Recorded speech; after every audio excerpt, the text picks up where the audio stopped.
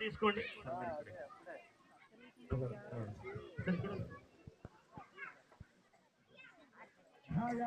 ధ్యానం మీరు అక్షరం తీసుకొని కొద్దిగా వేయండి. ధ్యాయామి, ధ్యానం సమర్పయామి. ఒక్కడే శోభండి. అక్కడ గణపతి మీరు అక్కడ ఒక విగ్రహం పెట్టున్నారు కదా, దాని మీద అక్షతలు వేయండి. ధ్యాయామి, ధ్యానం సమర్పయామి, ఆవాహయామి, ఆసనం సమర్పయామి, హస్తయో అర్ఘ్యం సమర్పయామి, పాదయో భాగ్యం సమర్పయామి, శుద్ధోదక స్నానం సమర్పయామి, వస్త్రాంత విలక్షణం సమర్పయామి. వేస్తూనండి. ఒక నేను చెప్పిన నామాలు చెప్పండి. సూర్యగ్రహాయ నమః, చంద్రగ్రహాయ నమః, అంగారకాయ నమః, బుధగ్రహాయ నమః, బృహస్పతిగ్రహాయ నమః, శుక్రగ్రహాయ నమః, శనేశ్వరగ్రహాయ నమః, రాహుగ్రహాయ నమః, కేతుగ్రహాయ నమః, వంశముఖాయ నమః, ఏకదంతాయ నమః. చెప్పాలి. ఏకదంతాయ నమః, కపిలాయ నమః, గజకర్ణికాయ నమః, లంబోదరాయ నమః, విగడాయ నమః, విఘ్నరాజాయ నమః, గణాధిపాయ నమః, ధూమకేతవే నమః, గణాధ్యక్షాయ నమః, బాలచంద్రాయ నమః, గజాననాయ నమః, వక్రతుండాయ నమః, శూర్పకర్ణాయ నమః, హేరంబాయ నమః, స్కందపూర్వజాయ నమః, రాత్రింశతి గణపతయే నమః. ఆదిత్యాయ, సోమాయ, మంగళాయ, బుధాయ చ, గురు శుక్ర శనేభ్యశ్చ రాహవే కేతవే నమః. విశ్వమండలాయ విద్మహే నమస్థానాయ ధీమహి తన్నో గ్రహ ప్రచోదయాత్. అక్షతలు వేసి దండం పెట్టుకోండి. మీ మనసులో కోరికలు తెచ్చుకోండి. మనకి ఇప్పుడు నవగ్రహ మంటపారాధన చేశారు కదా, కాళహస్తిలో వాయులింగం ఉన్నది. అక్కడ నవగ్రహ కవచాన్ని పెడతారు. అక్కడ ఎంత గాలి వచ్చినా కూడా ఆ దీపం ఆరిపోదు. అట్లాగా ఈ నవగ్రహ కవచాన్ని, అందుకే నవగ్రహ దోషాలు ఎవరికైనా ఉంటే కాళహస్తి దర్శనం చేయమన్నారు. నాగదోషం ఉన్నా కూడా, సర్పదోషాలు ఉన్నా కూడా, ఏదైనా ఏ నవగ్రహ దోషాలు ఉన్నా రాహుకాల పూజ చేసుకుంటే ఆ దోషం పోతుందట. రెండో పెళ్లి దోషాలు ఉన్నా కూడా అక్కడ చెట్టుకి పసుపు కుమ్మగాన్ని కట్టేస్తారు. సంతానం లేనటువంటి వాళ్ళు ఉయ్యాలు అక్కడ ఇస్తారు, అక్కడ కట్టేస్తారు. అందుకే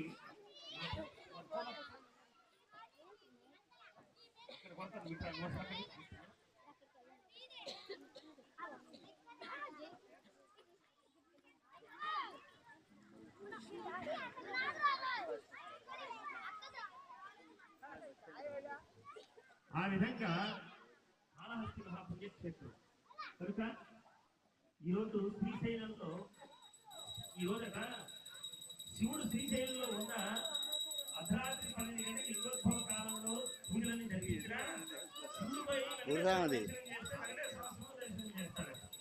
అదేంటి ఎక్కడైనా ఉందా? అసలు పూర్వం చెప్పేవాడు శ్రీశైలం నుంచి తిరుమలకి స్వర్గ మార్గం ఉందట. ఎట్లా? శ్రీశైలము అన్నారు. శ్రీ శకార రకార ఈకార శబ్దం. శ్రీ శైలం, శైలం అంటే కొండ. శ్రీశైలమా? తిరు మలై. తిరు అంటే ద్రావిడ భాషలో శ్రీ అని అర్థం, మలై అంటే కొండ. ఇది శ్రీశైలం, అది శ్రీశైలమే కదా. అర్థమైందా? తిరు అంటే శ్రీ, మలై అంటే కొండ. అది శ్రీశైలమే, ఇది శ్రీశైలమే. అందుకే శ్రీశైలం అట, క్షేత్రం అట శ్రీకారంలో ఉంటుందట. దాని శ్రీకారంగా ఉంటుందట. అందుకే మహాపుణ్యక్షేత్రం. అందుకే శిలాదుడు ఘోర తపస్సు చేశాడు. ఎందుకని? నాకు కుమారుడు కావాలి.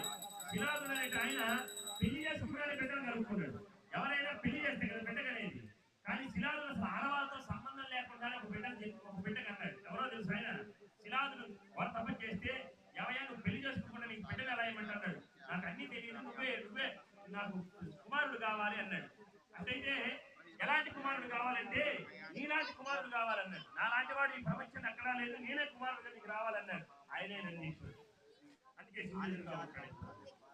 నందీశ్వరుడు అన్నారు, మహానంది అన్నారు. నందుడైనటువంటి వాడు చాలా గొప్పవాడు. నందుని పెంచి పెద్ద చేసింది పార్వతి, పెళ్లి కూడా చేసింది నందీశ్వరుడికి. అందుకే మనకి శివాలయాల్లో ఎప్పుడు కూడా 2 నందులు ఉంటాయి పాతకాలంలో. లోపల స్థిరనంది ఒకటి ఉంటుంది, చరణంది అని ఒక పెడతారు గర్భాలయం. ఇప్పుడు మనకి సంగమేశ్వర క్షేత్రం నుంచి ఉంటుంది. ఆ చరణంది ఎట్లా ఉంటుందంటే శైవ ఆగం ప్రకారం ఏంటంటే గర్భాలయం ఉంటుంది, తలకాయ అంతరాలయం ఉంటుంది. ఇది ఒట్టు ఉంటుంది చూసావా, అక్కడ 16 స్తంభాలు ఉంటాయి శివాలయాలు. నాకు చాక్లెట్లు శైవ ఆగమం ప్రకారం మధ్యలో నందీశ్వరుడు ఉంటాడు. శివుడికి నందీశ్వరుడికి మధ్య నడవకూడదట, ఆర్యావర్తం అనేది నడవకూడదట. ఆ గడపాలకి తాడు కట్టారు కదా ఆవుకి, ఆ ఆవుకి తాడికి నడవకూడదట మహాభారతం.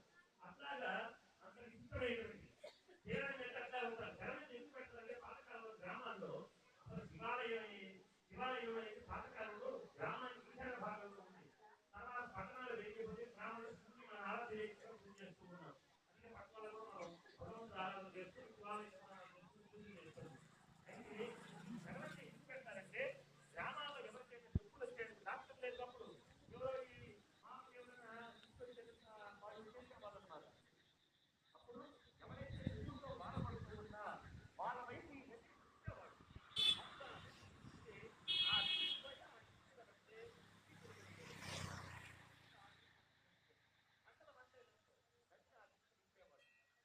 ఎప్పుడైనా సరే శ్రీశైల శిఖర దర్శనం కానీ చేస్తే తప్ప పాపాలను పొందలేడు. రూపాయలు ఏం చేశారంటే వాళ్ళు ఒకనొక సమయంలో ఆ స్వామి మోక్షం అన్నారు కదా, శ్రీశైల శిఖర దర్శనం చేస్తే పునర్జన్మం చూపుతారు కదా, మోక్ష మార్గం కలుగుతున్నారు కదా, అందరికీ కలుగుతుందా ఎవరికైనా కలుగుతుందని చెప్పాడు. ఒకనొక సమయంలో శ్రీశైలం వచ్చాడంటే ముసలివాడి వేషం నుంచి అక్కడ ఒక పెద్ద పొలం లాంటి పెద్ద ఏం చెరువు లాంటి చాలా వరకు చెరువు అనమాట. అక్కడ లోపల పడిపోయాడు ఆయన. పడిపోతూ ఉంటే పైన గట్టు పట్టుకొని ఏలాడుతూ ఉన్నాడు. సరే పక్కన చేసింది భారతీయ ముసలిగాడు చేసిందిగా పాపం ముసలి బాగా పట్టు ముసలివాడి చేతుల్లో రూపాన్ని ధరించింది భారతీదేవి. పట్టు ముసలివాడి చేశారు భారతీయ కాపాడేది ముసలిదేవి బాగా 80 ఏళ్ళు ముసలాడారు. గడుస్తుంది నా భర్తను కాపాడండి కాపాడండి కాపాడండి. ఇతను ఒక ఆవిడ వచ్చి అప్పుడు ఆ భారత ఏమైందంటే ఎటువంటి పాపాలు చేయటువంటి వాళ్ళు ఎవరైనా అది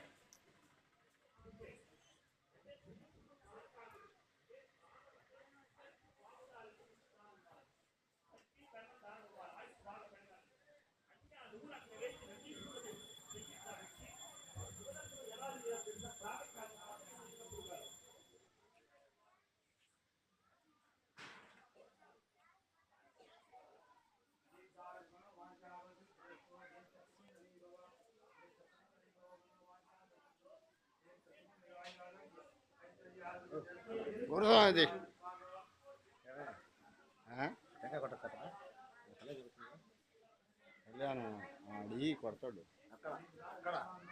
అక్కడ ఇప్పుడు కాదుగా, అది అక్కడ ఇప్పుడు కాదు. అది ఆ నందీశ్వరుడు ఏం చేస్తాడంటే విశ్వాస గాలి పీలుస్తాడట. ఆ గాలి పీల్చినప్పుడు పార్వతీ పరమేశ్వరుడు గర్భాలయంలో ఉయ్యాల్లో ఊగుతుంటారట. ప్రదోషకాలం సూర్యాస్తమయం 6 గంటలప్పుడు ఊగినప్పుడట మనం ఎప్పుడైనా గాలి పీలుస్తాం కదా, ఆ గాలి పీల్చినప్పుడు ఉయ్యాల ముందుకు వస్తుందట. మళ్ళీ ముక్కల నుంచి గాలి వదిలినప్పుడు ఉయ్యాల వెనకపోతుందట. ఆ ఉచ్ఛ్వాస నిశ్వాస నందీశ్వరుడు ఉచ్ఛ్వాస గాలి నిశ్వాసల మీదే ఉయ్యాల ఊగుతూ ఉంటుందట. అందుకే మహాన్ అంతటి విశిష్టమైనటువంటి వాడు నందీశ్వరుడు. అందుకే ఆయన ఎదురుగా ఎప్పుడు కూడా